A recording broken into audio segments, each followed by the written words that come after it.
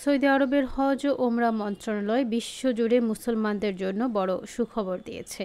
এখন থেকে আর মধ্যস্থতাকারীর প্রয়োজন ছাড়াই সরাসরি ওমরা ভিসার আবেদন করা যাবে। এজন্য চালু করা হয়েছে নতুন ডিজিটাল প্ল্যাটফর্ম নুসুক ওমরাহ। গ্লাফ নিউজের প্রতিবেদনে জানানো হয়েছে, ওয়েবসাইট ছাড়াও গুগল প্লে ও অ্যাপেলের অ্যাপ স্টোরে পাওয়া যাবে নুসুক অ্যাপ।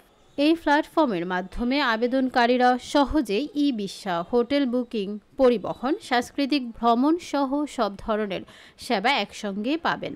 হাজিরা চাইলে সরকারি ব্যবস্থার সাথে যুক্ত বহুভাষিক ইন্টারফেস ব্যবহার করে তৈরি প্যাকেজ নিতে পারবেন অথবা নিজস্ব ভ্রমণপত্র তৈরি করতে পারবেন। কর্মকর্তাদের মতে এই উদ্যোগ ধর্মীয় ভ্রমণকে ডিজিটালাইজেশনের নতুন ধাপে নিয়ে যাবে।